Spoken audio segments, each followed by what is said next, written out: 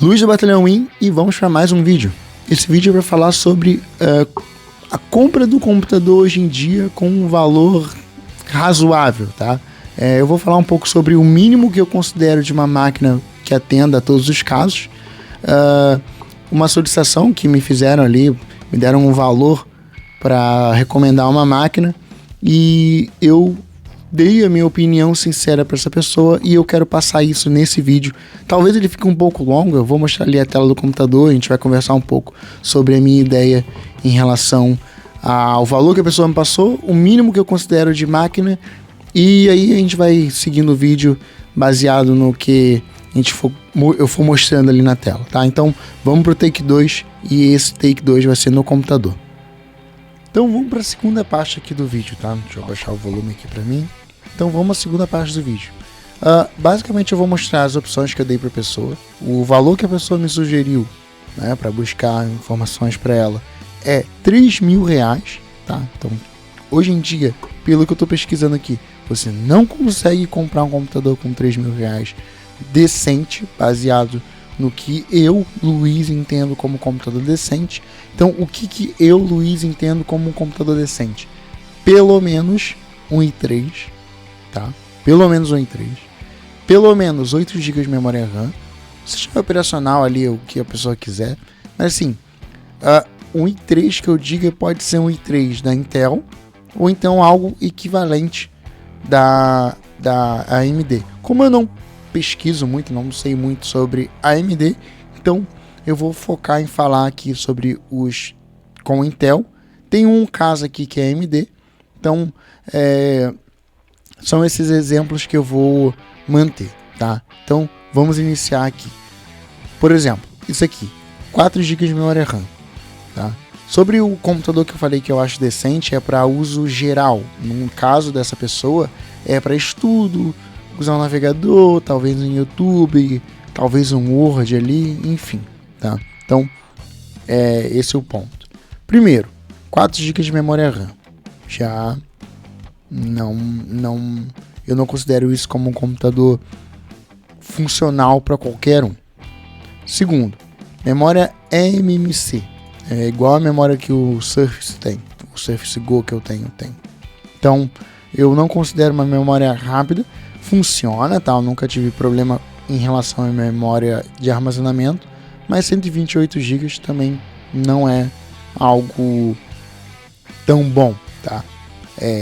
Eu consideraria 256 para cima, considerando que você tem um OneDrive, né? 128 talvez resolva, tá? Mas caso a pessoa compre esse computador, além de tudo, é um Intel Celeron.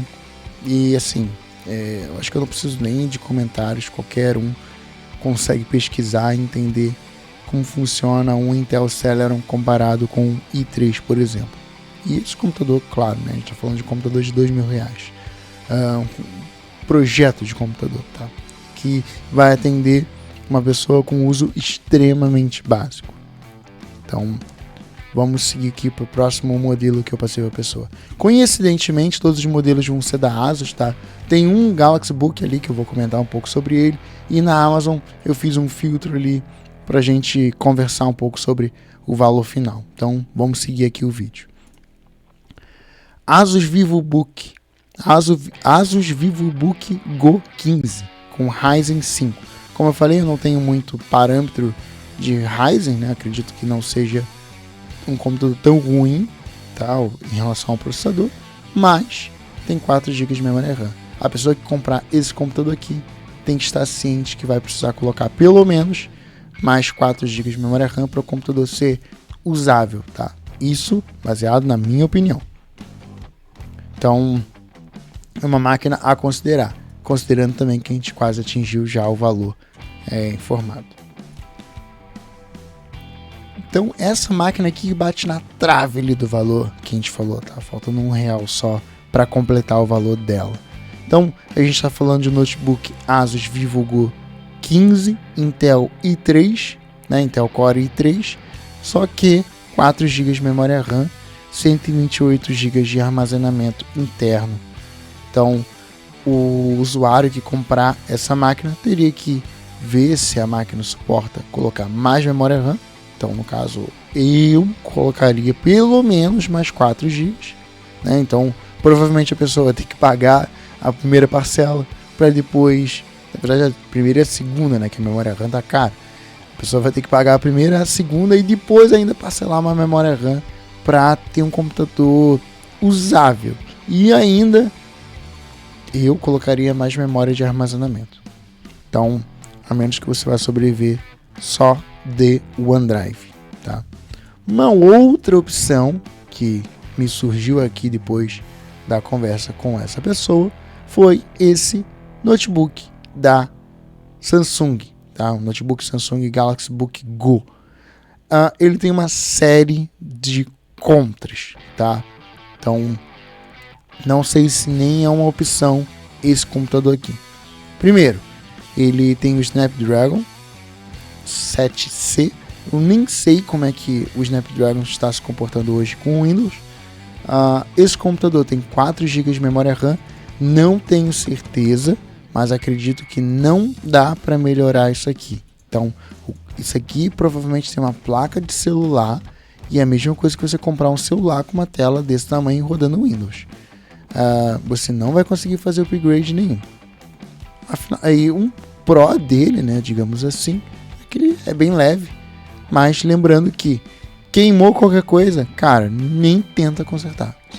Joga fora, compra outro, porque esse computador não te permite upgrade, o reparo na placa não é impossível, dá para fazer, mas é que nem fazer um reparo numa placa de um celular. O cara vai te cobrar caríssimo e talvez seja mais vantagem você comprar um computador decente. Não estou recomendando comprar nenhum desses computadores, tá? É só uma situação hipotética baseado no valor que a pessoa me passou. E esses computadores foi exatamente o que eu passei para a pessoa. Obviamente eu falei a mesma coisa para ela. Não estou recomendando você comprar nenhum desses computadores. Afinal de contas, eles não atendem o requisito que eu, Luiz, considero mínimo para um computador funcionar. Pelo menos um i3, 8 GB de RAM e a gente adicionou ali 256 de armazenamento. 128 funciona, mas 256 é o ideal para mim, tá? Então, eu fiz uma breve pesquisa aqui na Amazon, né, considerando trocar de mercado aqui para a gente ver se encontra alguma coisa dentro dessa faixa. Como você pode ver, eu coloquei aqui um filtro de valor. Tá meio absurdo, né? Deixa eu até mexer aqui porque vai começar a aparecer periférico aqui. Então, os notebooks que aparecem também filtrei por novo, tá? Só para deixar bem claro. Então, os notebooks que aparecem Celeron 8 GB, 256, tá. Assim, quase ok. Só que falou Celeron já é um problema, tá? Inclusive, a Amazon tem umas parcerias aí interessantes, ó, no Pay, ó. Limite adicional, não sei como é que funciona isso, não tem mais no Pay aqui, enfim. Notebook tá positivo, caso você queira arriscar, né? Tem um Intel Celeron também, 8 GB de RAM. Vale a pena comprar isso aqui, arrancar a memória RAM e comprar um outro PC, né? E tem essa inovadora aqui, ó, iluminação nessa barra superior, tá? Então, sensacional essa máquina aí. Tem esse Intel Celeron aqui também. Então, essas são as opções, né? Assim, o mais próximo do valor, que mais ou menos atende esse aqui, como eu falei na outra vez. Não tem outra opção, é Asus, né? Tem uma marca aqui que eu nunca ouvi falar na vida. Ó, 8 GB 256 Ryzen, talvez, né? Quem sabe. Tem umas outras opções aqui, mas como eu falei, da minha opinião, deixa eu voltar aqui pro OBS pra gente concluir esse vídeo aqui. Então, basicamente foi isso. Esse foi nosso vídeo sobre notebooks até R$3.000, né? As indicações que eu fiz. E aí eu queria saber se você concorda ou não com o que eu falei, se você recomendaria outras máquinas, ou de repente você tem uma opinião ou uma ideia que talvez eu não possa ter tido.